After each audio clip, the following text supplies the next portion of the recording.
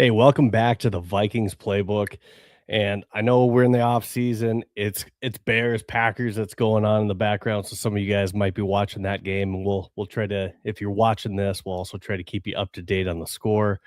But exciting things. So Vikings Playbook podcast today. I have a special guest with me, and that's David Woods from the Skol State of Mind podcast. He's our special guest. And we're going to talk about various topics. We're going to talk about the state of the NFC North. We're going to talk about the Brian Flores situation, what to do at quarterback next year with JJ McCarthy, what quarterbacks may be brought in. But David Woods, Skol State of Mind. Make sure you follow D Woods on social media. He's at Skol State of Mind on X. Go ahead and follow him. And with that, and no further ado, I'm going to go ahead and welcome him onto the stage. D Woods, how we doing? I'm doing great, man. I'm doing great right now, man. How about yourself? I'm doing good. I'm recovering. Been sick with the flu almost all week with the family and everything. So we're all kind of recovering in the household, getting better. So we're on a much more positive track in the Hoik house. So um, as far as when we take a look at the Vikings and where we are today, um, we came a long ways as far as where we were in 24. And one of the very first things that we're going to talk about has to do with the state of the NFC North. And I know that you talked about some of that stuff with Paul Allen. You had Paul Allen on your podcast, and that was really cool to see. The fact that you had Paul Allen on there, who I've loved and watched. I was amazed. I tuned in. It was an amazing podcast for you having him on. But what was that like, having Paul Allen, voice of the Vikings, on your Right. podcast? It was surreal. Like I couldn't believe it. Like when he contacted me and we first started talking, I was still like, is this real? Like, is somebody playing me? Like I didn't know. So when we got closer and closer, just being nervous about it. But he kind of was understood I was nervous and calmed it down, and we kind of talked backstage before we went live, and it was just a great experience. Great experience. Now, it, you've been doing podcasting for how long now? Going on 3 years now. 3 years.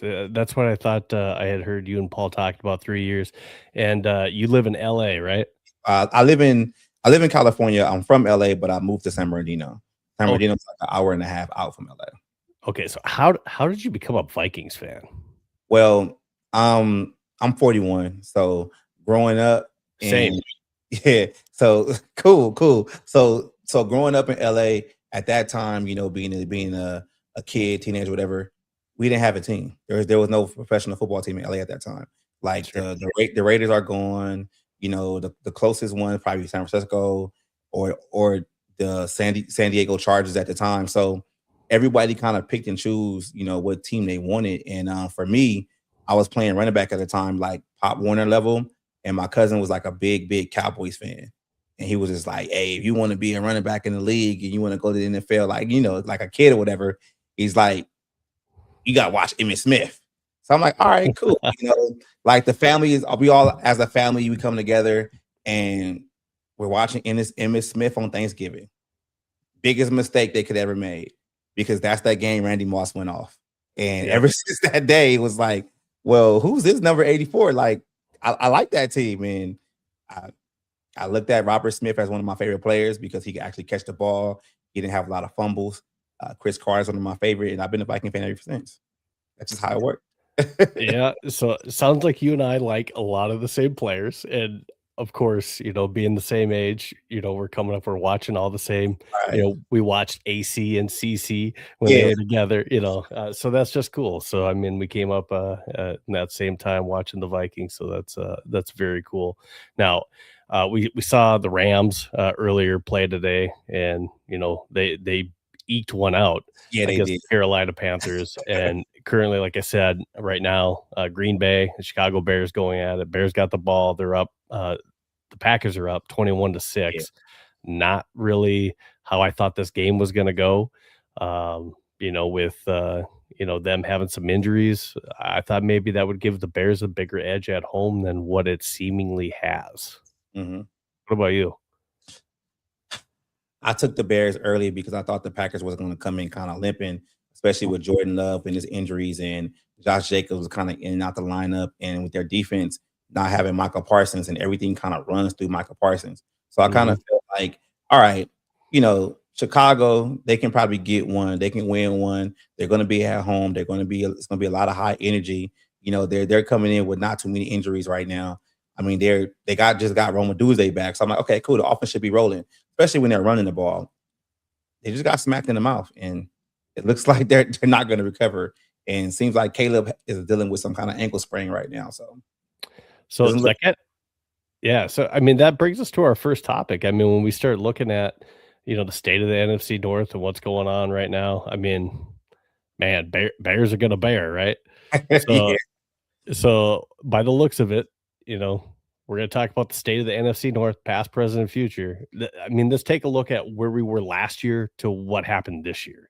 So we took a look at the standings and we totally got flipped on our head here. yeah. So 15-2 for Detroit. Minnesota was 14-3. Green Bay was 11-6. All three of those teams made the playoffs last year. Mhm. Chicago was at the bottom of the basement. Now we go to this year, and these standings are completely flipped on their head. And Chicago's 11-6. And we'll talk about this, but and then Green Bay, they're a tie away from not making the playoffs. Chicago was potentially a game away where if Minnesota wins that last game in Chicago, Minnesota's in the playoffs, instead of both of these teams. But in a crazy way, the standings completely just got flipped. In Detroit, who was, the darling of the league, if you will, last year, and was probably a big favorite coming into this year. Even with their coaching situation, they're now at the bottom of the basement, watching the playoffs, and they got a better draft pick this year than the Vikings will, and they're gonna have a fourth. They're gonna have a fourth place record to play against Okay, yeah. coming into 26. I mean, that's just wild. Yeah, it's crazy, but that's what happens in football. That's why it's like when you talk about the 4 play schedule, like I don't really like hold that to vest so much because you never know what these teams are going to do the Mhm. next year. Like hey, people can say like, oh, San Francisco, they had like a 3rd place schedule from last year because they had deal with a lot of injuries. But now you still have to beat the guys in front of you. Like it is what it is. Like it's football. Like you have to beat. And that's just what this guy just said on the comment right now. Basically, it's only 3 games, like 4 play schedule. It is what it is. Yeah, I mean, 4th place, it is 3 games, but, depending which division you're playing, Right. that could be a big thing, Yeah. so it does matter, depending on who you're playing, which division you're playing. If you're playing a weak division, uh, yeah, that matters, if it's top heavy, you Like know, the Vikings did last year. yeah, yeah. I mean, Yeah, let's I be know. I real. know. Let's be real. It'll They be nice if yeah, you've taken a look, and I'll have to bring it up here at some point during the podcast. But if you take a look at our 2026 teams, and that's probably something we should talk about. Maybe we should get on a podcast some other time and talk about our 2026 schedule. But that's definitely something to talk about. So thanks for jumping on, Purple Jesus. Appreciate it. What Gil, up? what up, fam? Appreciate it. Yeah. Yeah, and Purple Jesus also says there's other 4th place teams that are like, all right, we get the Vikings next year. True. You're not True. wrong. You're not wrong. True. Yeah, true. True. All right. And then, all right. So we're going to go through each one of these teams. And when we start off with the Bears, they were 11-6 from worst to first.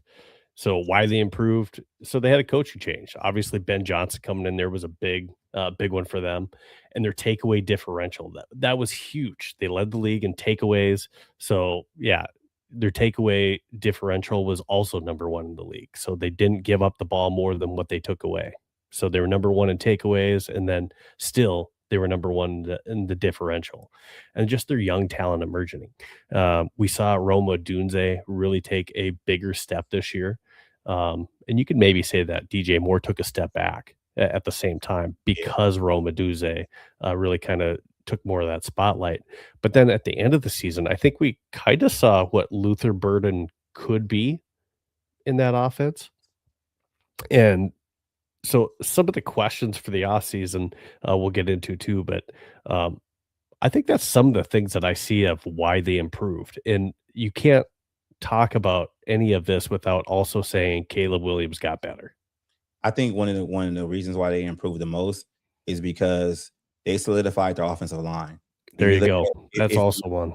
if you look at the year prior with Caleb, Caleb's elusive. He's gonna run around, he's gonna try to make plays, stuff like that. But Mhm. kind of like he was a sack maddening last year. And I think they traded for Joe Tooney, and I forgot who else they brought in free agency. And that's just a Ben Johnson thing. Because if you look at Ben Johnson's offenses in Detroit, they had a solid offensive line to where they can, go down the field, they can run the ball consistently. And that's another thing you talk about too, like running the ball with Swift and Monungai. Monungai is like a 5th-round pick, but in Ben Johnson's offense, like it really doesn't matter. So I think it kind of started there, like to me, with solidifying the offensive line and allowing Caleb to get out there and make plays down the field and actually make plays with his feet. And like my boy Zoe just said, Ben Johnson's a great play caller. He is, man. He's coach of the year in my opinion. I mean, we'll see how this game goes down. Did he have him ready to play? All right, so questions for the offseason for them. I think schedule. They're going to be playing a first place schedule next year, so we'll see how that. Because Yeah, some of the Bears was they played an easier schedule, and their point differential. They barely scored more points yeah. than their opposing teams. So, It's there was the talk like, are they a fake division champion? They did not have a winning record in the division either. They went I 2 and think 4 in the division. I think their point differential and what's going on with them is kind of exactly what happened to the Minnesota Vikings the first year with Kevin O'Connell, where the team kind of just hit the ground running with a new coach and they get to the playoffs and then they get smacked. Like it's kind of similar. I'm not sure the differential that we had that year, but it's kind of teeter tottering on to be like the same scenario. Mhm. Yeah, Yeah, some of the comments we have, Ben Johnson actually runs the ball. KOC's defense, he was getting better at that towards the end of the year at least. But yes, a little bit too little, too late. But we did see it as we were starting to run the ball a little bit later in the year. We also were on a 5-game winning streak at the end of the year too.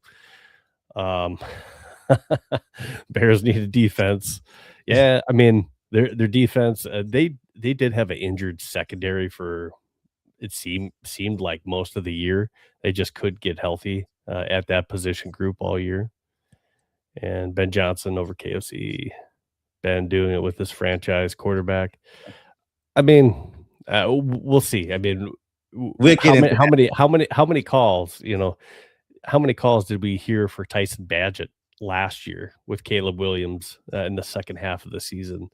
That's all I'll say. I mean, I'm not saying that JJ is the guy, but I'm just saying they went through it. On that earlier in the year, I had a Bears podcaster from social media on with me, and we talked about that, and they went through the growing pains that we're going through, Yeah, especially on the fan base side with JJ McCarthy, especially when he was struggling to where there were chances for, hey, let's get somebody different. He's not the guy. They went through that as a fan base last year with Caleb Williams and just the struggles and the frustration.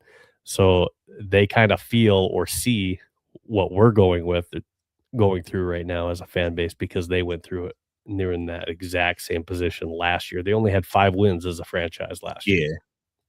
So, all right. So jumping into the Packers. So Packers are 9-7-1. Yeah, playoffs again. And I put this before this game started, by the way. Same result, were they going to be one and done? Well, it doesn't look that way right now, right? Yeah. So why the Packers are back at the playoff mix, timely wins, middle of the pack in most key stats. So in a lot of stats, they're not like leader of the pack, if you will. in the league. And then the Packers addition of Micah Parsons, and that was good timing for them to where that really made a significant jolt. I think not only on their defense, but just overall with that team. I Yeah. think, and we saw for a while that everybody was jumping on the Packers bandwagon there for a while as favorites in the NFC. But they sustained some injuries. They had some key losses. And then, of course, Micah Parsons goes down with injury. So some questions are, can Green Bay bolster its various defensive holes? So they got rid of Kenny. Yeah, oh, man. Kenny Clark. Kenny Clark. So that's a big hole, Yeah, big. And yes, you picked up Micah Parsons, but you also lost a pretty big cog in the middle of your defense on that defensive line. Kenny Clark is a really good defense. How many times did we say Kenny Clark's a problem? For us, stuffing everything in the middle, not only on the run, but also on the pass. I mean, he would just bully us up front, especially with our issues we had at center previously. But is Micah Parsons back to start with that ACL tear? I mean, usually that's a 9-month deal. He's probably not going to be ready to start the season next year. So what kind of problems does that cause for their defense last year? Obviously, they're doing okay without him right now.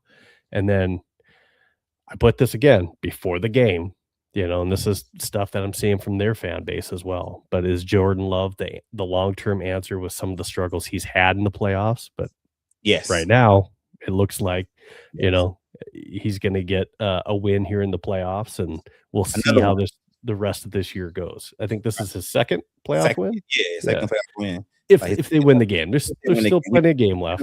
But I like Jordan Love. I mean, I just think like when we're talking about the fan bases, Bears fan base, Viking fan base, Packers fan base, when you're developing a quarterback, you have to be able to sit back and take the lumps as they come. And not a lot of quarterbacks hit the ground running and just look amazing and every year to year. Look at what happened with Jaden Daniels this season. Jaden Daniels was electric last year. They went all the way to the NFC title game. But then this season, he can't get on the field because of injuries. I mean, I would say out of the past 3 seasons, the best 2 quarterbacks, in my opinion, the young guys is probably Bo Nix and CJ Stroud. Like, they've been able to go to the playoffs consistently and, win games. Well, not Bo just yet, but his team does have the number 1 seed in the AFC. But with CJ Stroud, this is his 3rd year in the league, and actually his 3rd time in the playoffs. So he already has a playoff win. So you got to kind of have to like take the lumps, man. I know we haven't got to the McCarthy topic yet, but I mean, you just got to go through the motions, man. You have to, like, you can't just be a team to where you always have to look towards other teams to fix your quarterback situation. You got to be able to sit back and develop them. It's going to look bad sometimes, but sometimes it's going to look good. Like, that's just how it's going to go. That's how I see it. Well, so I'm glad that you brought up CJ Stroud, and we'll talk out more about him. But did the Texans really feel that great about CJ Stroud yet? I think there's maybe some question marks there too. So, they're in the playoffs this year, but they're in the playoffs this year because of their defense, and because Davis Mills won some games while CJ Stroud was injured. So that's not. Give everything to CJ Stroud this year. I mean, they had, arguably number 1, number 2 defense, top 2 defense in the league this year that helped carrying them. And they had a backup quarterback come in and play better than CJ Stroud did. But that's how it's supposed to be. Like, not your backup coming in playing better than you. Playing better. But like, I think the league, they kind of like, they don't pretty much like look forward to like backup quarterbacks. I like what Chicago did with Tyson with Badgett. They basically signed him to a multi-year deal to basically be behind Caleb for the foreseeable future. I mean, backup quarterbacks matter. And I bring up this conversation a lot. It's like, we're already in a 17-game season.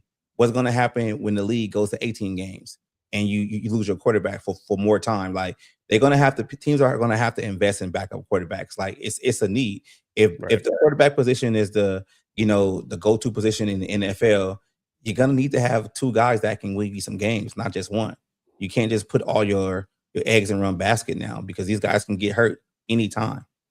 It's not a running back. You don't have three or four guys behind them that can come in and play. So with with Mills and what he did, that's great. That's great. I just hope he knows, he's still a backup, because what happens is he'll take that, go to another team as a starter, and be a backup next year. Yeah. Like that's what happens. We see it happen so many times. Like sometimes it's okay to be a backup. And he's one of those players that, did he play himself into a potential starting position somewhere? I mean, we'll see. We'll see. Or at least a possible place where he can compete to be a starter. We'll see. I mean, he's one of those quarterbacks we'll talk about later. All right, looking at the Vikings, 9-8. We got salary cap trouble and quarterback questions, but factors at play for this year, the reason why we ended up 9-8, we had a strong defense. I would say arguably they were very undervalued from what they played all year based on the offense, because we lacked consistency, the ability to extend drives, and then our red zone efficiency for at least most of the year was not great. And that made Will Reichard shine even more, which he was awesome for us. But, that's one of the reasons why we're 9-8 is, we had JJ get injured 4 times throughout the year. He's in, he's out. We're bringing him back up. Wentz gets hurt, he's playing hurt. We got to bring in Brosmer in 2 different stints. One definitely didn't go well. And the other one, the defense really carried them in the game against Detroit, and then just missed opportunities that could have shifted their trajectory. Like I talked about before, if we beat the Bears in that second meeting, special teams, we don't allow Devin Duvernay to have a huge kick return. We made him go 3 and out, but they didn't need to do more than that. All they needed to do is run the clock and kick the field goal, right? So we do that, and we're actually in the playoffs. Yeah, we're playing today probably. Now I say that, but I mean, if we win that game, the Packers are probably bringing their A game, for that last game of the year. Then we probably got to beat them out. But if we win that game, we're in the playoffs. Yeah, so questions for the offseason that we'll talk about is JJ McCarthy the starter in 2026? Yes. What kind of quarterback does the Vikings end up bringing in? Or do they bring in somebody to compete with JJ McCarthy, or do they bring in someone to help mentor and groom, but is also a really capable backup? So we'll talk more about that. Who is a salary cap casualty from this team? So what kind of impact does that have? Because we got about $46 million roughly we got to cut. And can Minnesota find success on the offensive side of the ball to help the defense out? And is Brian Flores back as the defensive coordinator? So there's some major questions for the Minnesota Vikings as far as what this team's going to look like in 2026. A couple of those topics with JJ McCarthy and Brian Flores we'll dig into a little bit deeper, but and we'll actually also dig into the salary cap casualty as well. As you saw, I had that when we started the video, but yeah, can we find success on the offensive side of the ball? I think we can. I think the big thing that really hurt us this year was being healthy. And you talked about it. It's a long season, but we started out the season not healthy, especially on the offensive line, and that really did not help things all throughout the year. Yeah, I think what I look at it as the offensive side of the ball, I mean, I know you don't have this on your list, but like I think you have to hold Kevin O'Connell accountable for this bad offense. And what I mean by that is like I never want to be a person that says people should lose their job, but what we're looking at right now in the past 4 seasons with the Minnesota Vikings with Kevin O'Connell, it's been the same story every year. If the offensive line isn't injured, they're not playing well. If the offense isn't, having the lead going forward, they're going 3 and out. The offense should be one of the top offenses in the league, especially with the talent on this roster. And maybe it's time to get different voices on that side of the ball. Maybe we need to bring in somebody that can help Kevin O'Connell run this offense, because maybe just defenses has figured him out right now, because the offense is just bad. I mean, I can contribute that to be McCarthy and Carson Wentz and even Max Brosmer. But at the same time, if you look at it, as a whole spectrum, it's kind of the same situation that's been going on for the past 4 seasons. Like that's what it's been.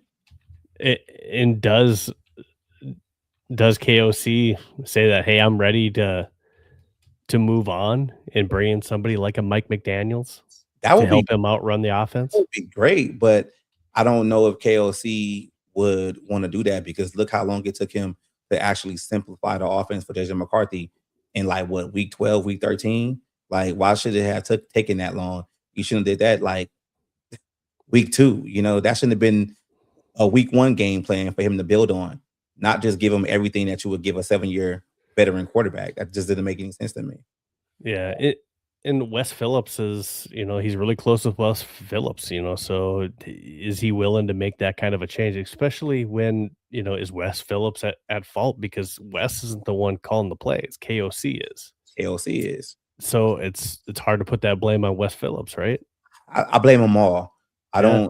don't. I blame it from Kevin O'Connell all the way down to the water boy. I do because it's like if you look at this team, outside of the wide receivers and maybe the defensive tackles, the interior defensive linemen, like there's really no real development on this roster. Like you just replacing young guys with veteran aging contracts. And when Kevin O'Connell's like constructed this offense, like you got Justin Jefferson, you got TJ Hawkinson, you got Jordan Addison, you traded for Jordan Mason, and you Mhm. just 3rd and 1 and you don't use them. 4th and 1, you don't use them. I mean, it's to me, it's like it's malpractice to me. Like I'm a big guy to say like I I blame Kevin O'Connell for his stuff, and I criticize everything. But it's kind of like if you look at what Quasi did in the offseason with bringing in Ryan Kelly, bringing in Will Fries, trading for Jordan Mason, re-signing Josh Oliver. You did all that to run the ball, and he didn't run the ball. Like that was Yeah. Yeah. like No, I mean, that you was have the number one skill Josh Oliver had. Yeah, yeah, absolutely. like you have to look at it like that. Like I just remember the press conference after the loss against the Rams in Glendale, whatever. Yeah, Glendale, whatever, when they was playing the offside or whatever. He basically said it like our interior offensive line let us down. And that's what they did in the offseason. I mean, you draft Donovan Jackson. Like, come on now. It's like you did all that to solidify the offensive line. And one Mhm. of the biggest things that you need for a young developing quarterback is for him to be able to lean on a running game. Like he shouldn't have to be dropping back and passing so many times. And if you have 2 running backs like Jordan Mason and Aaron Jones, you could have been doing that a long time ago. That's what made me kind of like agitated about the situation because Yep. it shouldn't have came to that. And Gil says it, offense, one-dimensional, pass-heavy offense. We saw how good this offense can be when JJ was in quarterback in the second half of the season when we were sticking to the run. Mhm. And when we were in 3rd and short type plays, Yeah, we're giving it to our guy who's good in short yardage situations, Jordan Mason, and we're getting those first downs, and we're extending drives, and now we're balanced as an offense to where the defense can't just hone in right. on one thing, and JJ's not having to try to win it with his arm. So Exactly. yeah, you're right on, and Gil, thanks for the comment as well. I mean, we're all thinking that. So yes, there is some blame absolutely for KOC to put on his shoulders. When we look at the Detroit Lions, our last one in here, from the best of the basement this year, why they regressed. Detroit was, hey, they only went 2-4 in the NFC North. That's going to be a problem if you can't win your inside your division. Losses to playoff contenders like the Eagles, the Rams, and the Steelers. Yeah, they played a first place schedule, and that's why they had to play some of the teams that they did, but they lost a lot of close games. They were one of the best offensive teams in the league. They were top 5 in passing offense, top 5 in points scored. And this is a team that lost Ben Johnson as their offensive coordinator. They lost Aaron Glenn to the Jets. So they lost both offensive and defensive coordinators. And some of the, they're one of the most curious cases of Wyatt. And I put 8-8. Sorry, they went 9-8. But again, why this team ended up 9-8 is just mind-boggling because this team had tools on defense. This team had the tools on offense. One of the best, gosh, in that, like I said, top 5 points scored, but this was probably a top 3, top 2 offense in the league almost all season. So man, I mean, some heads should roll on their end. But questions for the offseason, do more changes need to be made in the coaching staff? They already fired their offensive coordinator. So they at least did that. So they know that they have to change in that aspect. They're also talking about Mike McDaniels coming Yeah, into the Lions. I was about to That say would that. be scary. That would be Uh, scary for us, yeah, especially if we don't have Flores. yeah. So I Yeah. don't want that. And Right? can this team get back on top with a much easier schedule in 2026? I think that is absolutely possible next Yeah, it's year for fine. them to go from worst to first Yeah. next season. What say you? Oh, and I gotta bring you back on. Sorry Okay. about that. I think with them is if you look at them last year when they had Ben Johnson, they were able Mhm. to get a lead. They were able to, make plays down the field. The offense was humming. The offense kind of kept the defense honest. Now you have a point to where you see Jared Goff getting rattled again. I mean, he's getting pressured a whole lot more. And that happens, but they need to just get to the point where they can get back to, hey, running the ball with both their running backs, going down the field. I think Sam Laporta missed a lot of time this year too. So, and you had guys retire also on the offensive line. So if they can fill some of those holes, they can be back to those Detroit Lions where they can be blowing guys out. But at the same time, it's like sometimes teams have your number. Sometimes you're good for a couple of years and that window closes. They could be dealing with that right now. Just a quick update. It's in the fourth quarter. You talk about sometimes teams have your number. Green Bay Packers. Yeah. They have the Bears number this year. Bears number. Yeah, they split during the season, but playing that third time is giving them the edge right now. It's 21-9. Doesn't look good. 13-29 left to go in that game for the Bears to try to catch up. Bears are gonna be And going. I'm rooting for the Bears. So I always got to root against the Packers. So all right, so moving on to our next topic that we have. All right, so the JJ McCarthy situation. All right, so JJ McCarthy, we know, hey, game 1 he wins against the Bears. Game 2 awful against the Falcons, gets hurt, and we get hurt 3 different times, a 4th time in that last Packers game, takes himself out of the game. But we go through at least a stretch of games, 14 through 16, that now we see actual growth and development. And yes, you actually said, Gil, when KOC said he dumbed down the offense, he, maybe not necessarily in those terms, but simplified. But yes, probably same terms, but Hey, I gotta simplified the offense, right? I gotta say this. Yep. Now, we gotta stop throwing around the whole dumb down, simplify the offense. If you look at the offense, the problem with the offense was timing because the The tempo, yeah. offensive linemen had to hold their blocks too long. And some of you guys, are looking on my stream. You guys know I've been talking about this for the past couple of seasons with Kevin O'Connell and these long developing plays downfield. If you look at what made the Vikings offense a whole lot, more effective when Kevin O'Connell, quote unquote, dumbed it down, what he did is he got rid of all the extra stuff that wasn't needed. He got rid of the double motions, the double moves down the field, like all that extra stuff that was needed. And that's just what you have to do for your young quarterback. You have to allow the players around him. If you have a Justin Jefferson, who's arguably the best receiver in the league, allow him to beat one-on-ones. Allow him to break the zone coverage. You got TJ Hawkinson in the middle. You have to allow these guys. Kevin O'Connell got to the point where it was more scheme, not beating guys one-on-one. And that's what he actually meant by dumbing it down, by actually just going out there, running the ball, not too many double moves, and all that extra stuff. And that's what happened. But then once the team started winning, he went right back to that. And that's the problem. Because if you look at the game, what was the game? I forgot when Max Brosmer played, not the Seattle game, but the other game after the Giants. Look at what he starts the game. Detroit. He starts the first play of the game. He starts it with a double motion play action and 2 double moves down the field. that led to a sack. That's the problem. Well, Like, when your offensive line is hurt, you don't have enough time for some of those yeah, longer plays to you develop don't like that. exactly, like, that's the problem right there. Like, Mhm. you started the game with that, and that drive ended in a 3 and out and the sack on 3rd down. Then the second Justin drive, School is not Christian Darrisaw. He cannot hold up that long. yeah, it's just that's what I'm saying. Like, it doesn't make sense. Like, I just hate when people be like, "Oh, JJ wasn't ready. That's why he had to dumb it down." No, it's not that he wasn't ready.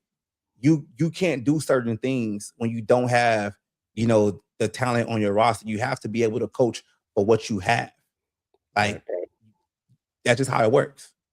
So go ahead, man. I just get tired of people with the dumb it down situation. Like, oh, No, JJ, like, nah, it's not the dumb it down. It's I more mean, to it than that. and you're right. He did do those things, and I think some of it was, obviously they were trying to change some of his mechanics Can't do that. mid-season. So I think some of that simplifying was also just, hey, play free. Don't think about that stuff. Play a ball. Yeah, Go out there, complete the pass. And whatever those changes were, that was working 14 through right. 16. So we did see. I mean, I don't want to call it that he played great now in that Packers game. So yes, he's got a fracture in the hand. And Paul Allen talked about it too. That, it's not a good look taking yourself out of the game, but at the same time, that's not all. I don't know how much we want to say like, hey, he got hurt again. He was already hurt. He was already hurt. He was Tried to playing tough hurt through it. in Yeah, the game. Yeah, he's trying to tough through it. And um, so you got to take that a little bit in consideration because it's his throwing hand. He was still playing. I would like to say okay. He made some questionable decisions. He had potentially 2 interceptions that could have went the other way, or 2 balls that could have been interceptions in that Packers game. So again, he was making some passes where, it was great. That pass to tight end, and I know you talked about it with Paul to Sims, the tight end Sims. yeah, Holy cows! yeah. Even It's with there, a hurt, fractured hand, he right? was able to fire that ball. I mean, that was an incredible throw. And people that follow me on my timeline was just like, guys, wow. Like, Yeah, whether you hate JJ or not, that was an incredible throw. right. The Um, talent is there. he's got some talent there. He's got to reel in, the ability to make good decisions with the football and accuracy. I mean, that's the biggest thing with JJ McCarthy right now is making good decisions with the football and being more accurate with the football. If he can do those things, this is a football team that can have potentially the guy if Yeah. he can do that. I think when we're talking about the injuries too, like, I think we have to be a little honest about this whole organization with the players of handling injuries this whole season. Look at what happened with Christian Darrisaw in and out the lineup.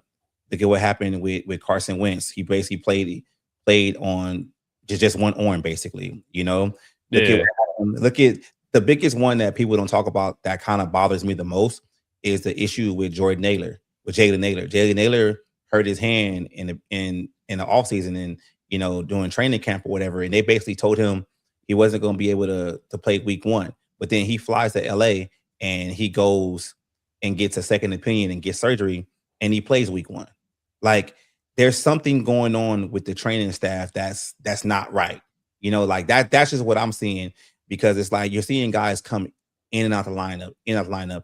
Guys are risking injury to go out there and try to gut it out.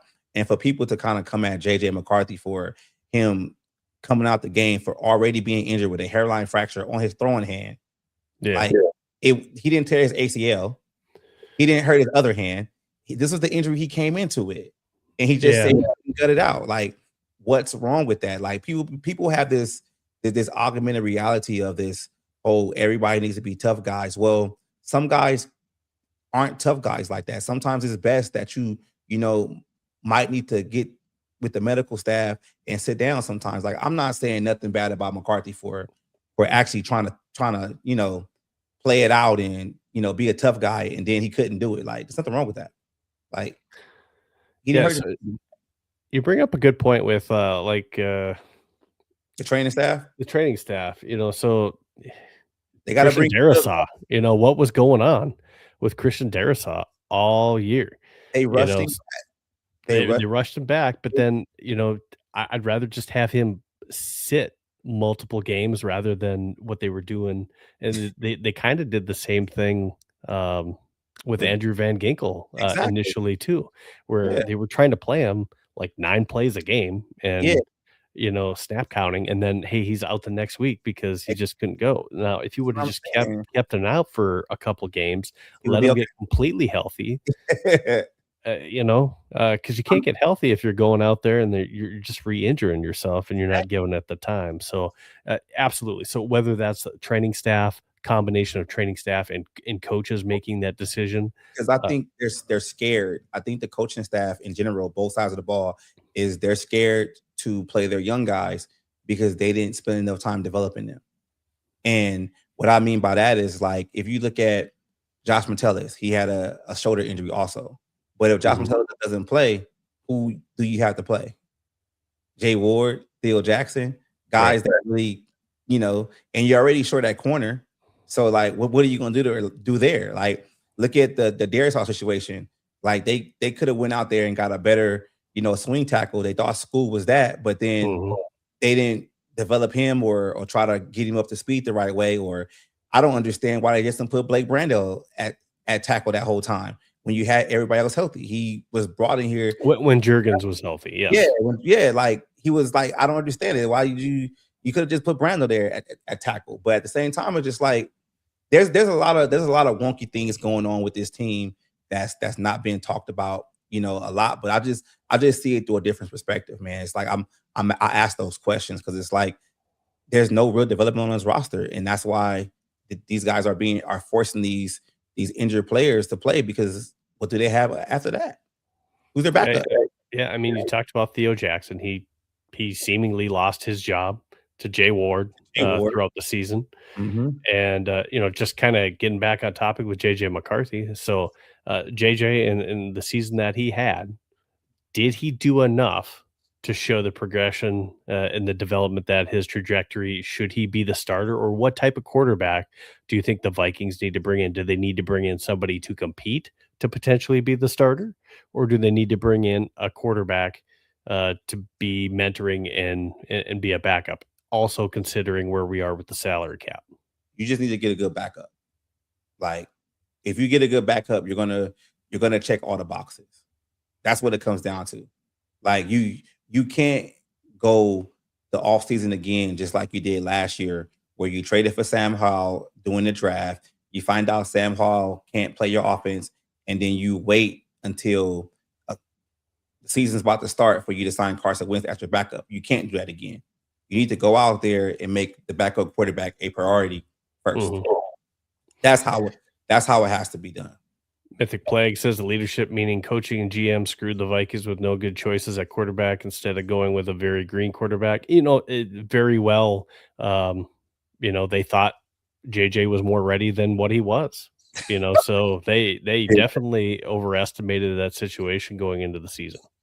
I think they played themselves. I think it showed that Kevin O'Connell and his coaching staff didn't really work with McCarthy as much as they said they would do was in the offseason. Because if you're talking about mechanics during the season, it's like, well, what did you work on during the offseason? Mhm. Like what did you work on? And then if you go back to the preseason and everything like that, like maybe that's the reason why you shouldn't have been playing him more preseason games. Like they were talking about the joint practices where we're looking good and everything like that. I mean, we don't see them because we're not the media and we're not, up in Minnesota. But I just asked the question, what were you guys doing? Like you had a whole joint practice against the New England Patriots. You couldn't see that his mechanics was a problem then. Like you Yeah. waited, like what is the like? That's just how I see it. Like what are He's we talking talking? about preseason, right? Yeah, it's the preseason. That's when you have time to do that. Like if it's mechanics, so you're telling me after the the Atlanta game, that's when you realized his mechanics was bad. No, you knew his mechanics was bad all along. You guys just didn't work on it. Yeah, so Gil says that's not the question we should ask, Steve. Is this the type of offense KOC wants to run, or is he going to go back to his old ways? He's gonna go You back to know, those days. he quite possibly will do that. I mean, he's shown that he likes to. We saw that during the season. You mentioned it earlier, D Wood. So, but Yeah, yeah, I do think it's a fair question to ask. That hey, did they think JJ was more ready than what he was? And just like D Woods and I just talked about here too, in the off season, I mean, there were plenty of opportunities to just to address figure some of out. those mechanics option. And same thing this off season. If JJ McCarthy is not working with Jefferson, Naylor, Addison, and Ty Felton, if he's not working with those receivers throughout the offseason to make sure that drops and being able to catch a JJ McCarthy fastball is not an issue during the season, somebody should be let go for not making that happen to make sure that those guys are trying to get together Yeah, with each other. yeah. I just believe like when it comes to McCarthy's development, like he can only do so much by himself, right? Like he needs some type of guidance, to help him out. I remember when reports came out about Caleb Williams and basically saying like, "Hey, these guys just put me in the room and told me to look at film." I kind of feel like, the organization for the Vikings did the same thing to McCarthy. Like they just put him in the room, gave him the playbook, and they never really like put him to the test when it was time to do anything. And then when the season came and the bullets are flying, it's like, oh, now we got to work on this. And that's just why I'm saying like there's changes that need to be made, on this offensive side of the ball, determining like the offensive coaches and that coaching staff, because it's like, what are we doing? Like, does KOC actually really need a bailout, but going to get another veteran quarterback just to bail him out? And I just believe like this though, like if you were going to do that, then why is he here? Like Yeah. if like think about it, like why is he here? And I asked this question. I'm gonna ask you to this, Steve. Yep. What's the difference from when Mike Zimmer left to right now? What's changed? Mindset. I think this team, if you want to talk playoffs, I mean that's not much there, right? I'm just saying But if you really think about it, like what's the difference? KOC is more player centric than Zimmer is for sure. Maybe. And I want to say that at least the mindset of Mike Zimmer, he was a little bit more I would say a little bit more brash and harder on the team. I think the team needs that right now too. So what I'm trying to say is this though, right? When Mike Zimmer left, the team had a quarterback situation. Kirk Mhm. Cousins was there, and everybody knew Kirk Cousins wasn't the guy, for the foreseeable future. He wasn't a franchise quarterback. The defense was aging. You had offensive line issues. You had one great receiver, and you don't really know what you got left. I mean, we can say Addison, but he's in trouble, and he's coming off a down year, right? So if you look at the roster and you look at like the state of the franchise going forward, we kind of are in the same situation we were when we fired Mike Zimmer and Rick Spielman. Like the salary cap is bad. It's true. Like it's if you think about it, it's kind of the same situation. Like Mhm. we can say the culture is good and everybody likes each other, but you're not out there winning games. You're losing games.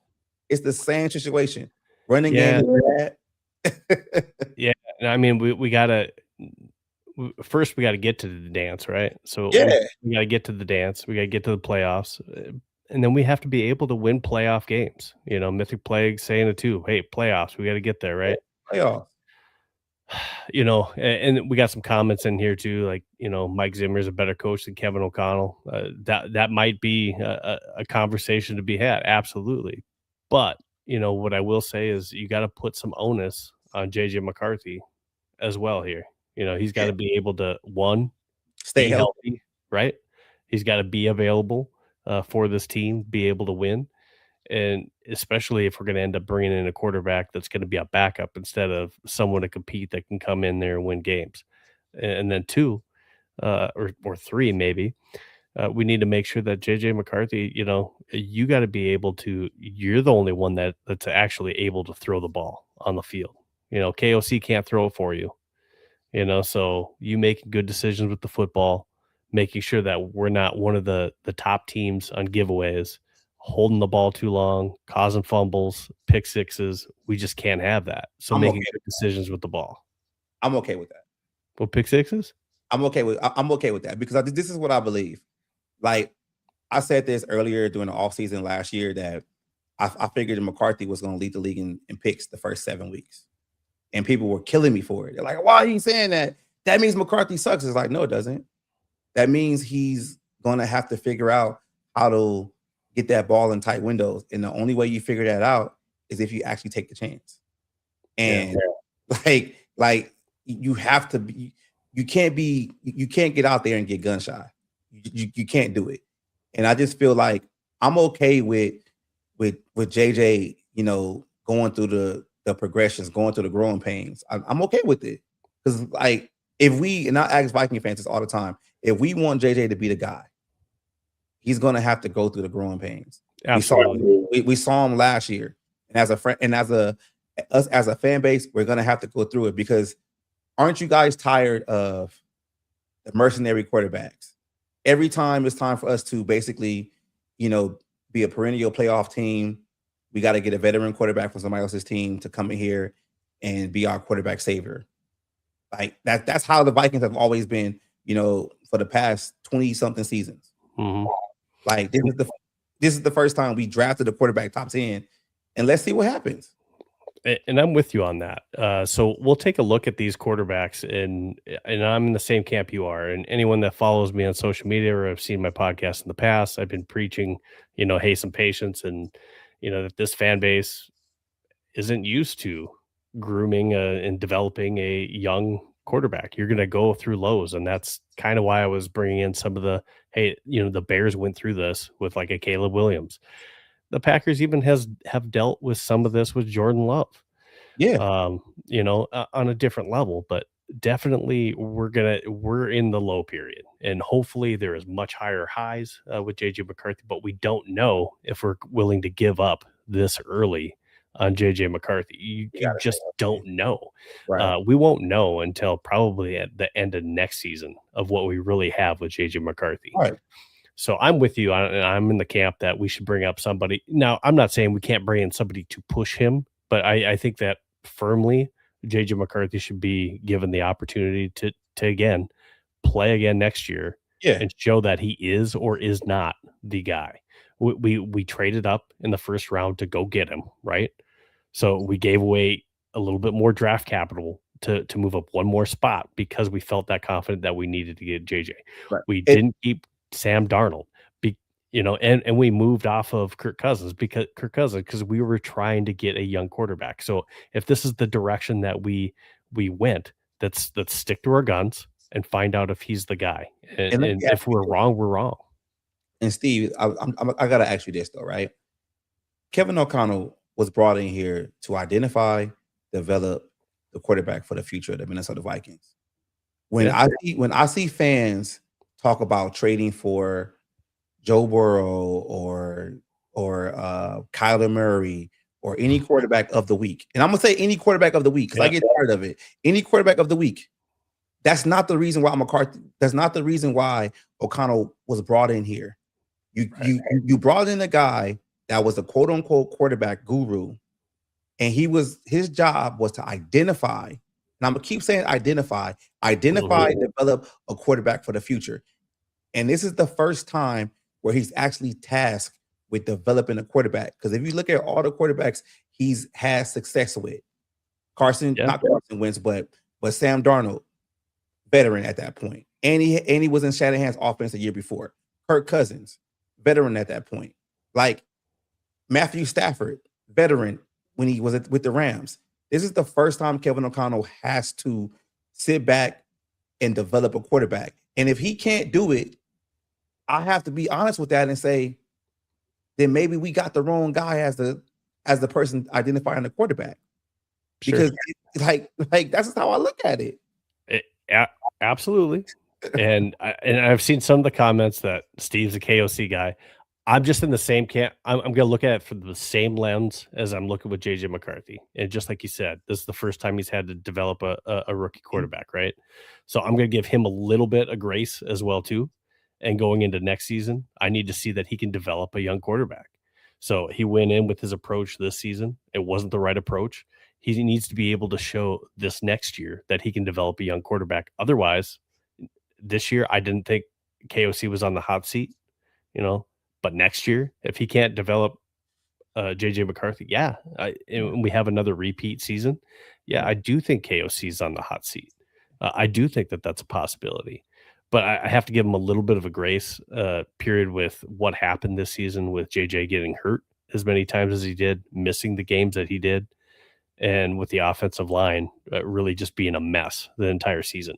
So I'm not saying he gets a complete pass on the season. I'm just saying it's not like he had the whole season to work with JJ McCarthy and work through different things. That's all I'm saying on the KOC we talk side. about the offensive line, right?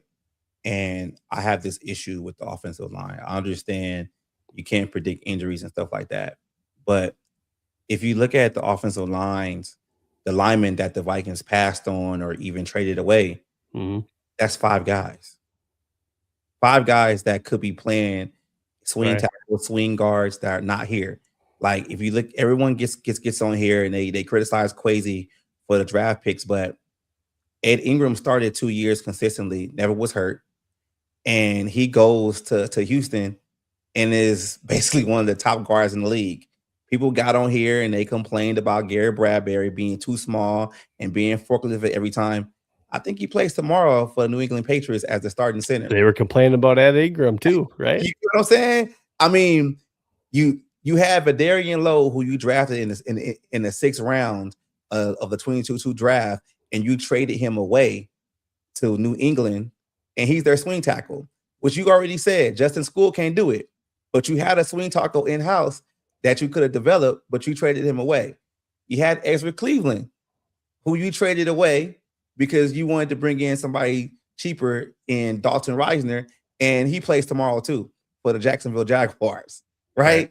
And like you have all these guys that are playing well elsewhere that the Vikings drafted. I mean, we're sitting there watching this Bears games right now. Andrew Booth was traded for Noshawn Wright.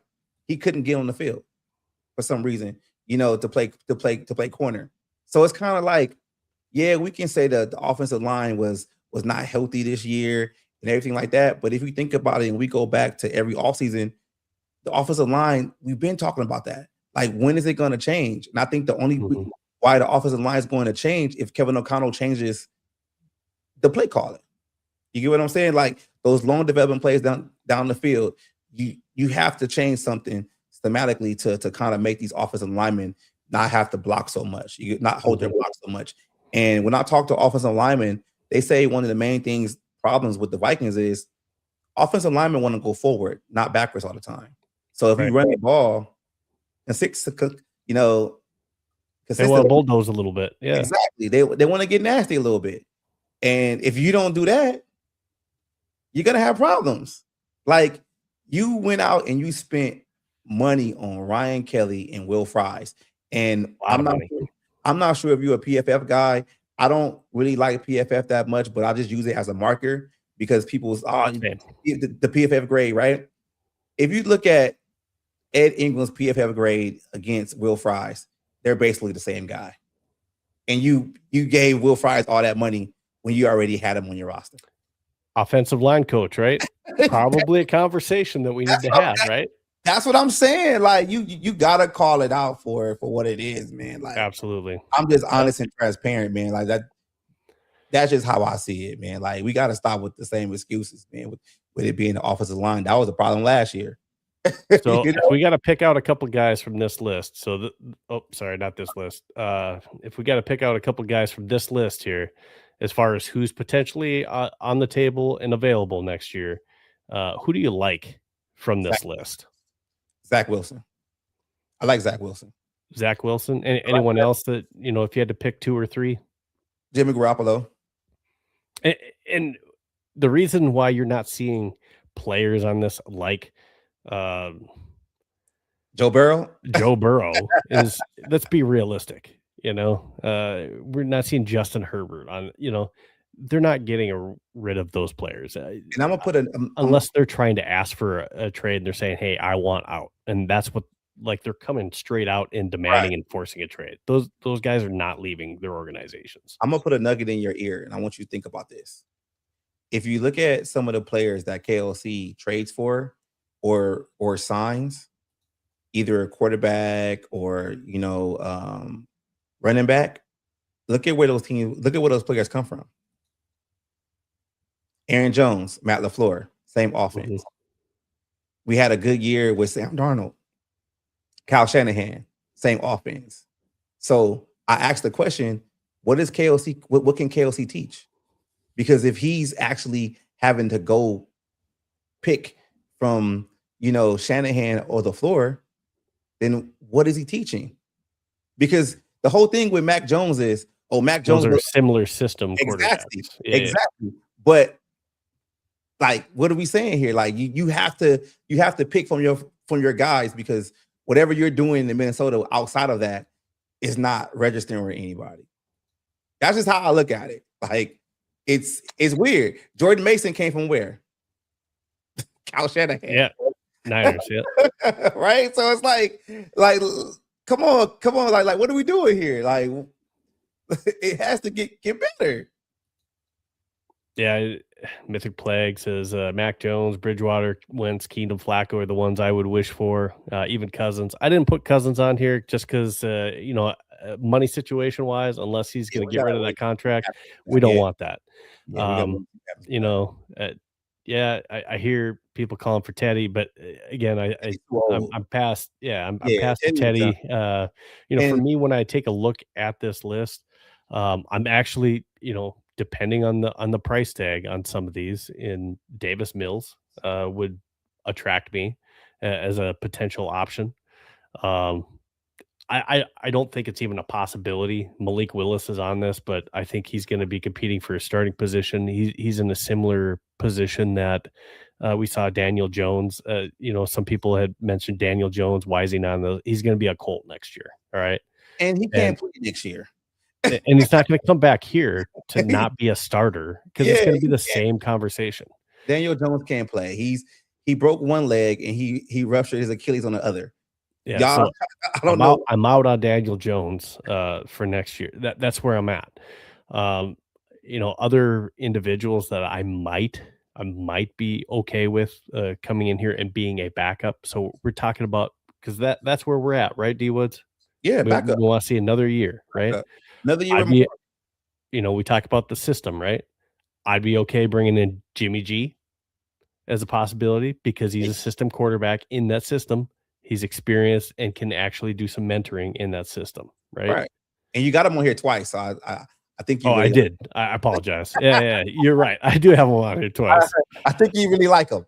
Yeah, so I must really like him. I'd even be okay. I talked about this with a couple other people. I think Skol Geek, I think, and I talked about it too. Joe Flacco, I'd be okay with that one too. If he can still play, he's getting a little bit old for me to be in that. But I like Davis Mills. I think Davis Mills also gives you the opportunity to, say if you had to pivot, there might be something there with Davis Mills. So that Rivers, no, sorry, in the comments. So those ducks I saw him throwing. I can't believe that went 3 games. Now, there's some guys on this list that I just feel like Jalen Miro, they developing him in Seattle. He's not going nowhere. Same. He's staying. These are names that have been brought up. Yeah. Tua Tagovailoa, he's left-handed. Okay, so this might come up next year. Where are you at on Aaron Rodgers? There's people on one side, they're like, man, even though most everyone hated that. What's that? I hear he's going back to the Steelers, regardless of win or lose. I think he might as well, but let's just say that's on the table, because people are starting rumors again. Let's just say he wants to come to Minnesota next year. Aaron Rodgers isn't going to come here to be a back, so that means we're going to take another year, and we're going to say, hey, we're going to roll with Rodgers, and we're going to let JJ sit a year. Are you willing to do that? No. Okay. I'm like the main guys I like on this list. I don't really like Davis Mills. I think Davis Mills should stay where he's at. Spencer Rattler, I'm cool. Tua's left-handed because I just believe like people don't understand how hard it is to develop left-handed quarterbacks. You have to switch everything, and like it's extremely hard. If Kevin O'Connell can't run the ball consistently, I don't think he can work with a left-handed quarterback. Kenny Pickett is cool, but I haven't seen him. Jameis Winston will be fun, but like the two guys I like off this list, man, is Zach Wilson and Jimmy Garoppolo. I gotta pause for a second. Aiden Chris, appreciate you, man. Yeah, Bears are coming back. I'm watching it too. Yeah, 27-24. Yeah. Did the Bears just score? Yeah, they just scored, and so it's gonna be a Packers ball with 4:18 left to go. Bears need to get a stop. They got all 3 timeouts. Holy cow! All right, so we got to pay attention to this a little bit on the side. Thanks, Aiden. I appreciate that. That's awesome. Hey, in the chat, I see Shaq in here. Shaq, you said Justin Fields. I don't think Justin Fields fits the mold for Kevin O'Connell. Yeah, same here. I'm out on him. Mariota. I don't think that. I don't mind him, but I just don't think he's this type of offense of a quarterback. I don't know if that's a right fit. As far as also somebody that can groom our guy. So when you're asking about grooming McCarthy, how do you feel about Josh McCown? Do you think Josh McCown did a good job this year with Kevin O'Connell? Because if you look at the quarterback coach that was here before, and Greg Drudzinski, who's left to be the OC in Jacksonville, I'm hearing word that the preparation was not there this year, and some of that went out the door with him. And I'm just like, when we have this conversation about McCarthy, I just start to hear more and more things about them not preparing him the right way. I'm really starting to hear that, because if Greg Drudzinski was the guy preparing the quarterbacks from week to week, and Josh McCown, isn't doing it, and he didn't do it to a certain extent, it's like, hey, maybe we need to make a change like quarterback coach too. So the Vikings messed up in letting Greg Drudzinski go. So what they should have done is they should have found a way to keep him, whether that be promote him, possibly even make him the offensive coordinator if they needed to do that. They could have fired him. Probably should have been. You're hearing reports. Again, these are rumors. But you're seeing the same thing I'm seeing. Right. That we should have, there at least this is supposedly coming out of the Vikings camp, that we should have done whatever we needed to do to keep Greg Drudzinski. So if that's the case, they're missing that. They're missing that. Yeah, it's sometimes you don't know what you're missing till it's gone. Absolutely. And all right, so moving on, we're going to go into topic 3 now. There's a lot of stuff we could probably talk on the JJ situation, but Brian Flores, is it time to panic yet? And the reason I ask that is, so now I did an article on this too, and a unique stance on this. So I also write for purpleptsd.com. One of the articles I did on Brian Flores is, also who I think should possibly replace him. And one of the individuals that I recommended was, basically his protege in the defense, which is Durante Jones. And now with Brian Flores, he's got a couple different interviews here lined up. Now, I'm not hearing that he's a front runner for any of those jobs, which is also interesting. Everybody waiting on Harbaugh. Yep. So I'm not hearing that he's and Stefanski potentially too is possibly a lead front runner in some of these jobs. So with Brian Flores, possibly leading us in a holding pattern, if you will. Now Durante Jones, the Cowboys are going after Durante Jones. Makes sense. We're seeing Durante. So we're possibly going to be in a position, because we're waiting on Brian Flores, that we can miss on Durante Jones and Brian Flores. Is it time to panic yet? I think Viking fans need to chill. And when I say we need to chill on Brian Flores, is we got to read the room, and we got to understand what we are dealing with when we brought in Brian Flores. He was going to always have an expiration date. He was never going to coach the Minnesota Vikings defense for an extensive long time. I'm still surprised he did it for 3 seasons. And if you look at Brian Flores' resume, the guy already has four titles with New England as a DC, or some capacity as a defensive coach. Now, he talks multiple times about it only being 32 teams in the league, and he would love to be a head coach again. And I hear people say, hey, throw the bag at him, give him a lot of money. It doesn't matter.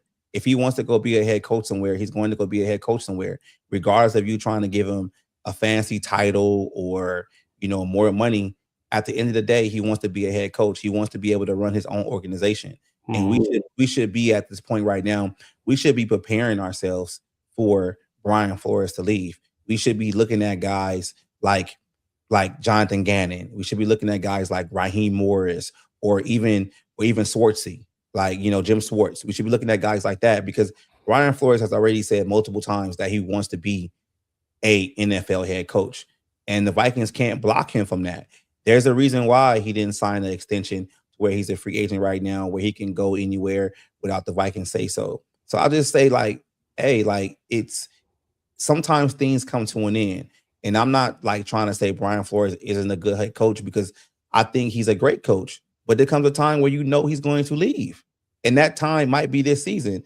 Now, if he doesn't get offered a head coaching job and he wants to wait till next season, then we're going to have the same conversation next season. But eventually, Brian Flores is going to leave. And Vikings need to figure something out outside of Brian Flores. They need to be having conversations in the front office thinking about Brian Flores' departure, because it's going to happen. So I'm with you on this. So when we take a look at these head coach openings, there's 8 different openings out here. And when I take a look at these, for at least, and if I'm Brian Flores, the article I wrote, I don't think he leaves for some of these bottom tier jobs. I got one guy. I got one place where he's going. Okay, so I think the Raiders and the Ravens are key locations for him. Yes. I think the Falcons could be a possible job for him too. I think those are the 3 jobs that he'd be interested in taking. I don't know about the other ones, but I think those are the 3 jobs. But I just think that there's too many this year. And the thing I worry about, and just like you said, we have to prepare for him not being the head coach here. Prepare for him not being the defensive you said it right here in this job, right? You said it right. Yeah. Brian Flores knows they're not going to fire Kevin O'Connell to make him the head coach. So the only way he's going to be the head coach here if Kevin O'Connell get fired, and that's not going to happen. It's possible next year. Next year, right? Unless he stays next year, but he, it happens. I just think if you look at what happened in Miami with Brian Flores, right? The owner wanted Tua. Tua wasn't ready yet. He didn't really like Tua as a quarterback, and he wanted more say so. The whole losing game situation, in my opinion, the best situation for Brian Flores will be the Las Vegas Raiders, because they have the first overall pick. They can either pick a quarterback there, and they have over $100 million in cap space, which meaning the holes that they have on their roster, they will be able to fill it.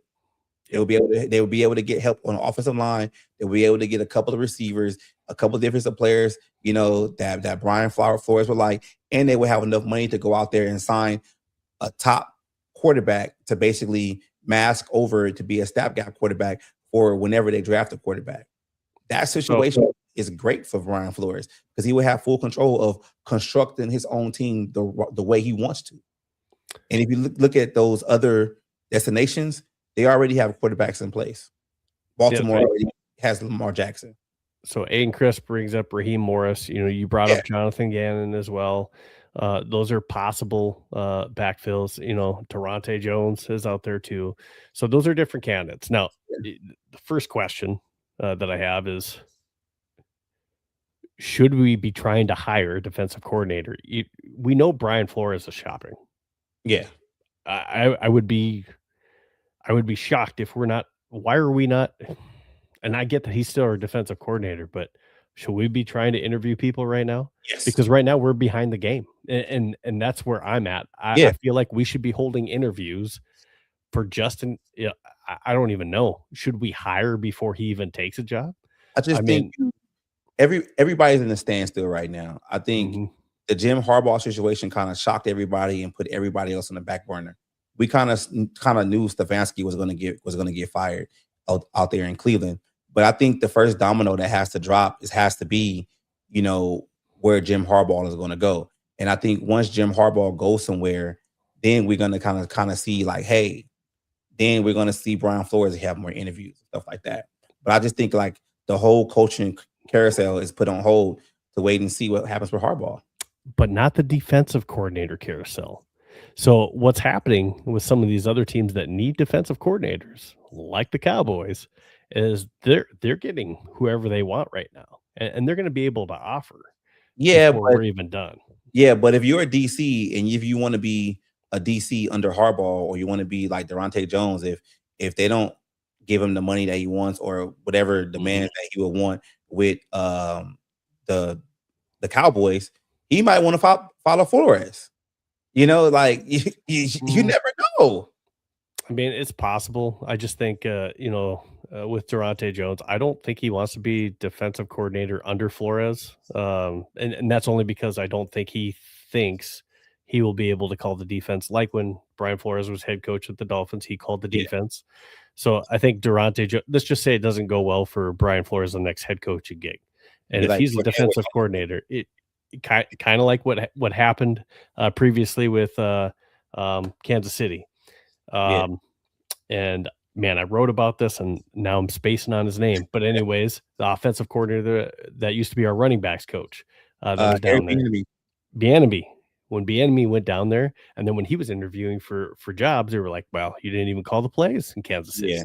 So it's the same thing with Durante Jones. If he wants jobs, future defensive coordinator jobs, people are going to say, well, you didn't even call the defense, Brian Flores. So how can we give you credit for that? True. So if I'm Durante Jones and I want to build my resume in my career, I probably want to go somewhere as a defensive coordinator, especially if I'm getting job offers where I'm going to be the guy and I'm going to get the credit for the defense that I call. And I'm going to get to call it the way that I want to call it. So if I'm Durante, that's what I want to do instead of being in Brian Flores' shadow. That's true. I get that. So maybe he does go to the Cowboys. I just think maybe the DCs is out there. The Vikings, just they're stuck right now. They stuck in the wait and see approach. But I think Flores might be gone. and do we get left out in the cold? Because we're waiting too long for Brian Flores, and then Brian's gone, Durante's gone, Raheem Morris is gone, Gannon's gone. Yeah, that could happen to us. Call Zimmer back. And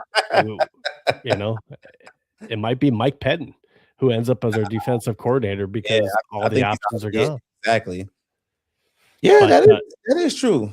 That is true. So, I mean, that's the only thing that I am panicking about is, to me, it looks like that could happen to us for where we are at right now. Now, if you have those options of those different defensive coordinator options, if Brian Flores does leave, Durante Jones, we'll throw Mike Pettin's name in there, Raheem Morris, Jonathan Gannon as an option, Jared Mayo. What's the name? Good. Now, I did hear one, and he's a defensive guy out of the Broncos, and I'm spacing on the name with the Broncos, but there's also a guy out there that somebody had brought up to me, and I'm totally spacing on it right now. But anyways, there's some good options out there. I want to say it was Rhino from the Uncensored podcast had brought that up to me. But anyways, there's some different options. Who would you choose if Brian Flores is not here? Gannon. It's my first choice. Okay. I like Gannon a lot. I mean, he was already on staff under Zimmer back in the day. What he did with Philadelphia Eagles, even though he didn't get a chance to get the Super Bowl ring because he left, I think, he had a raw deal out there in Arizona. Their quarterback can't play. So it's kind of hard for him, but he's at the top of my list. After that, I'm not sure if Jim Schwartz follows Stefanski, or even maybe he's offered the head coaching position, in Cleveland. You never know with that. But those two guys are like at the top of my list. Like, because those guys show that they can kind of mold defenses with different type of talent if Flores leaves. But just like I said before, maybe you want Flores to leave, so you won't have to deal with this next year. That's true. So you bring up a good point. So now, if we do bring in Jonathan Gannon or Raheem Morris, do they not still have the same kind of want to be a head coach again? Well, Raheem Morris, he struck out twice. If he strikes out again, he'll never get a job again. So I mean, I hear you. I'm not saying he won't ever get a coaching job, Yeah. but he might have to sit, a couple of years before he can even think about getting another head coaching job because he got the Tampa Bay job early, flamed out, and then he rebuilt his career and was a coordinator in multiple places, and then flamed out again, in Atlanta. So I don't think Raheem Morris is going to be looking for a head coaching job anytime unless we go to the Super Bowl. Sure. And the defenses are good, and then everybody starts to poach I think in. for me, I like Durante Jones, maybe first, just because I think he would stick with the similar type of style as we're seeing with Brian Flores. I like Raheem Morris after that, and then maybe a Jonathan Gannon type guy. That's kind of where I'm at. And over Gannon, I think Durante Jones has been in this defense. I think he knows the player personnel that we have, and he's been in that locker room. I think the players trust him as well. Okay. And from everything I've heard, and the fact that you look at the Cowboys are trying to go after him too. So other people in the league, he was getting defensive coordinator, interviews even before this year. So this isn't the first time he's been looked at for it. So it's not like this is the first time he's been up for it. So and he's a very experienced position coach in the league as well. And you just don't know. These guys don't become defensive coordinators without being position coaches. It's not just so they got to start somewhere. I just ask you this: like, what is the defense going to look like next year? The reason, one of the main reasons why I want Gannon is I want to get past this whole Brian Flores situation. And there's no slight against him, but this defense is going to look really different next year. Harrison Smith is not here. Let's talk about it. Yeah, Harrison Smith is not going to be here. You only have 2 corners on this roster right now. Mm-hmm. Your middle linebackers are aging. I mean, what are you going to do with Grenard, Van Ginkel, and Turner? Because you need to find a way to get all 3 of them on the field at the same time. I mean, your interior defensive tackles. I mean, what's going to go there is like that's kind of the reason why I'm not trying to hold on to Durante Jones, because I'm like, I might need to bring somebody in here who has the experience of calling the defense and constructing the defense. I might need to trust that more. That's why I'm saying Gannon, because it's like these guys might have to rebuild defense. The Bears just scored. Bears up. Shut up. Yeah, 30-27. There's still a lot of time left, though. There's still a minute 43 left to go in the game. But Bears just scored. Yeah. Aiden, you don't know what's going to happen with Eric Wilson. So if we're trying to hold on to what happened last year might not even be accessible because it's going to be a whole new defense.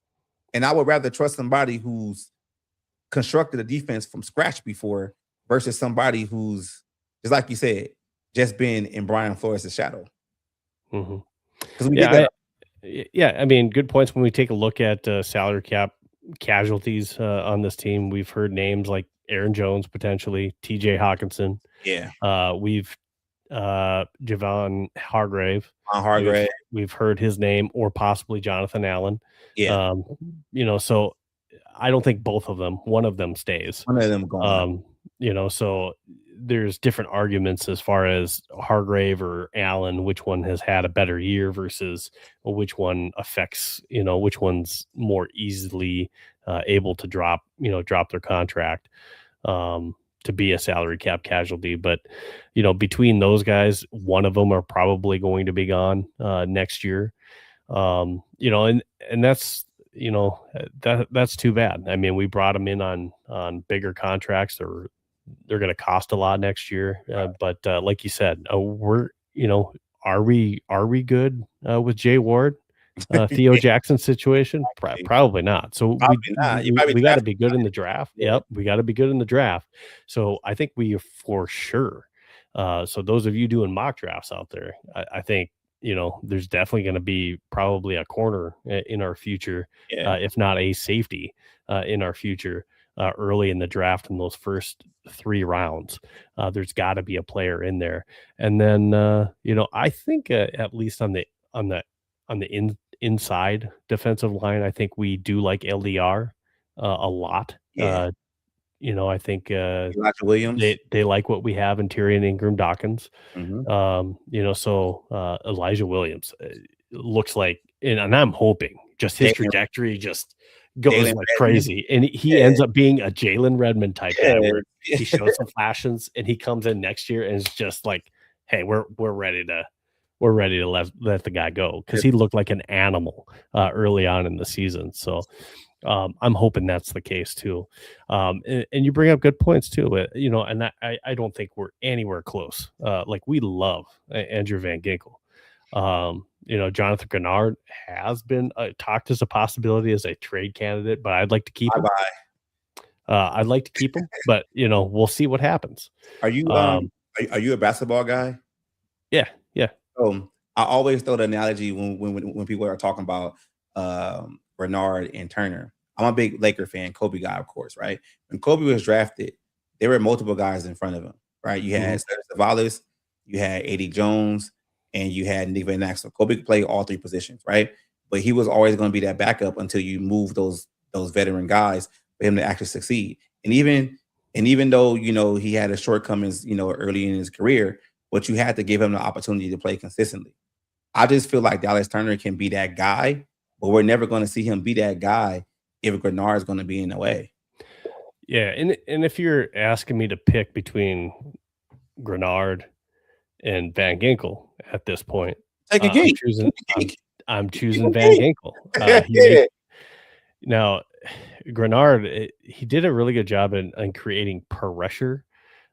Just my issue this year with Grenard was just he didn't finish. We had way too many like almost sacks.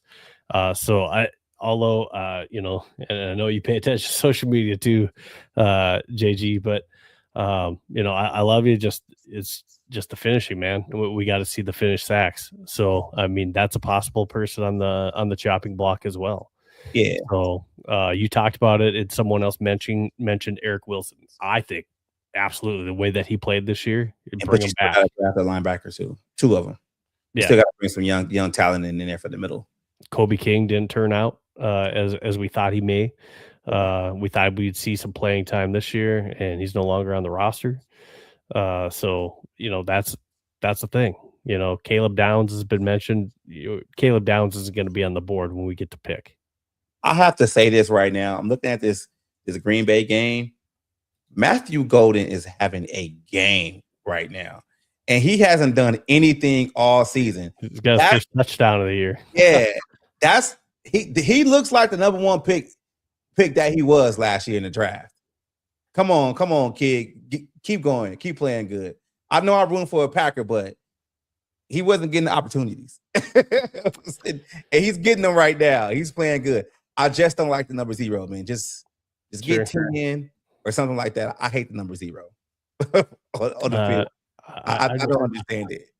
I kind of liked when everyone saw him as a bust, but kid's good. He can play. Yeah, well, he got his first touchdown. We'll see what happens from here too. He's in his rookie season. Yeah, he's in the rookie season. That's interesting though. There's 55 seconds left to go in the game. Wright got hurt. Who just got hurt? I think Noshawn Wright got hurt. Oh, Noshawn Wright did. Ooh, I'm not sure if he's still out there, but it dropped it. Yeah, this game is gonna go to the wire. They're at midfield right now. They're at midfield right now. 55 seconds. There's plenty of time. They still got a timeout left too. A field goal won't win it.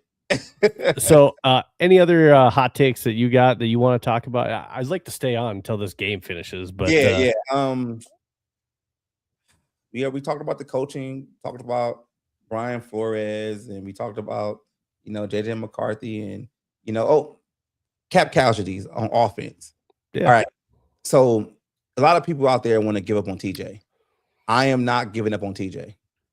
And the reason why I'm not giving up on TJ is, who are you going to bring in that's going to give you the same value that you're getting from TJ?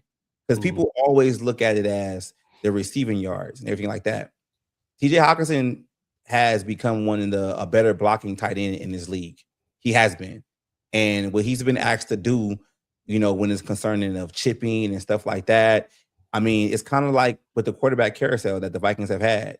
He hasn't had the consistency, of a quarterback that can find him in the middle of the field and stuff like that.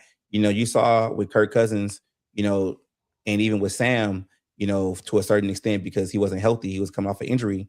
But you just don't come off of those, MCL, PCL, ACL injuries and be the same guy, the same year or the next year. It takes time. So what I'm saying is, if you try to bring, if you want to get rid of TJ Hawkinson and the guy that you bring in here, what if he can't block? What if he can't do this? What if he can't do that? Like, we got to always understand that there's different things asked of these players, and just because the stats are not always there, like I tell people all the time, like I work with guys that play fantasy football. I don't care about your fantasy team. Like I don't. I have guys telling me all the time, like, "Oh, Justin Jefferson is killing my fantasy league. Then trade him," because I don't care about that. Like, "Oh, TJ Hawkinson sucks because my fantasy team." Like, there's more than playing tight end than just stats. It is. Yeah, and TJ didn't have the consistency at quarterback, just like we didn't see that Justin Jefferson. He didn't see the numbers like you talked about. So, Yeah. are we going to judge Justin Jefferson's season based on he didn't put up the numbers? I think that's fair to say for TJ as well. All right. So one thing I thought about, I had like a wow, how did we not talk about this? But Jordan Addison, Jalen Naylor situation for next year. Don't do it. Don't do it. So, obviously we want to keep both. Yeah. We'd love to keep both individuals. But in order for that to happen, one, we gotta shed cap room. Right. Two, we got to be able to outbid to keep Jalen Naylor if that's the case. But if we don't, is Ty Felton ready? Okay, Yes. that's another conversation. Yes. And then for Jordan Addison, I don't think he had the type of season where he's ready to say, I want that big contract. I'm hoping he's saying, I want another season to prove, that way he can get a bigger contract. And that gives us at least one more season with him before he, we have to make the big payday. I'm hoping that's the case. What do you think? I think Addison stays long term. I think they figure out what they're going to do with Jordan Addison as a number 2 receiver. I'm not worried about Addison leaving. Jalen Naylor at the same time. I think if he wants to go, then let him go, because we've seen Minnesota make the mistake with a number 3 receiver playing with number 2. We had that problem with what's his name, with KJ Osborne, where he was a number 3 with Adam Thielen, and then when he got to the number 2 role, it looked like he had stone hands and he couldn't get open. I mean, you drafted a guy in Ty Felton in the 3rd round to be your number 3. Let him be the number 3. Like, just let him be the number 3. Like, I don't understand like this fixation of, oh, we got to keep Jalen Naylor. Jalen Naylor's contract is up. You drafted Ty Felton in the 3rd round. Like, he needs to get an opportunity to play at some point. And people are saying like, oh, well, he has to beat the guy. But if the guy that he needs to beat is already a projected number 2, then he's not going to get on the field. He has to beat 3 guys to get on the field. So you need to make it easy for him, but you have to be more cautious with that situation. It's like, if you drafted him, then hey, let him play. Oh, the game's over. Oh, no. I thought it's 3 seconds left. Yeah. 2 seconds left. 2 seconds left. Oh, Jordan, no, you just ran that. Ooh, hit the hand. Oh, it's over. They gotta score a touchdown. They going home. Yep. Let's stay with us here. On the clock. Let's see what happens. I mean, this is an exciting game for a Green Bay Packers Chicago Bear. 7 seconds. So they got more time on this clock. Oh, they gave us some more time. Here we go. Aaron Rodgers ain't playing. So they ain't getting the home cooking, that's for sure. Bears aren't getting that. You wasted too much time. What are you doing? Throw the ball. Oh man. Oh man, what are you doing? Just If nothing's there, throw the ball, go to the next down. So this is going to be a fair question now. What were you? Oh my God, Jordan Love, man. So Jordan Love. What was that? So these are some of the things that Packers fans, it's a final 31-27, Bears win. So this is a fair question for Packers fans, Now Jordan Love, it's hard to say. Yes, he threw for 4 touchdowns in this game, but he was also only 24 for 46. It's not like he was throwing the lights out in this game. So when we, looking, yes, I'm box score watching right now, so I get it. You have to watch the game type of deal. He didn't throw any interceptions, which that's kind of been his bugaboo. But this team wasn't able to beat, a division rival, Chicago Bears, and they had a huge lead. What was it, 21-6 at one point? And the kicker missed the kick, 2 kicks too. Yeah. So you blew this lead. The Bears come back and beat you in the playoffs, and you have the same result again as last year. So, I don't think that they're going to move off Jordan Love, but I'm sure there's going to be some more added frustration. They did not run the ball well in this game at all. Can't say this though. I gotta say this. Yep. This is one thing we gotta talk about as Viking fans. In a division with the Chicago Bears, Green Bay Packers, Minnesota Vikings, and Detroit Lions, one coach has not won a playoff game. Yeah, he's got to get a playoff win. Ben Johnson just won a playoff game. Mm-hmm. Kevin O'Connell is still 0-2. Yeah. Dan Campbell's won multiple playoff games. Like I said, we have another season like we did this year. Next year, I think KOC's in the hot seat. I think this makes this looks bad for the Viking fans right now. For all the Kevin O'Connell guys out there, Ben Johnson just won a playoff game. I think KOC's in the hot seat next year. For sure, there's going to be added pressure for him to be able to show that, like we talked about, he needs to show that he's able to develop a quarterback. And then 2, the play calling. Yeah, play calling. He has to be able to show that he's able to have a balanced offense, better play calling, no weird, TJ Hawkinson run plays, but let's make sure that next year we come into it with, a more focused approach with JJ McCarthy, because whatever we did last year didn't work this year. So we got to do something different, right? We got to do something. So yeah, I think the pressure's on them now. It's a really tough division. We're the only division that every team in the division had a winning record. Right. So for 2 years in a row now, we probably have the toughest division the NFC North playing in. So it's the most competitive. But we went 4-2 this year. We went 4-2 against the division. So we showed that, hey, we can win against those teams, even with the type of season that we had and the injuries. So I think there's no we swept the Lions. I think right? I think there's no reason that we can't go into next year saying that, hey, if we get above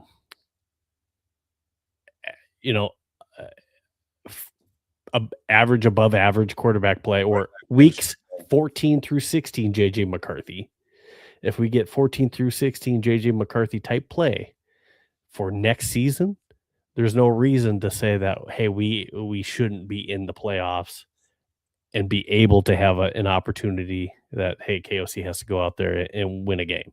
Mm-hmm. Now, if he makes it to the playoffs and doesn't win again, I'm not saying, hey, he's gone. I think it depends on what type of a season we're having, type of deal, and who we're playing, how that game goes. Yeah. But if we don't make the playoffs, hot seat.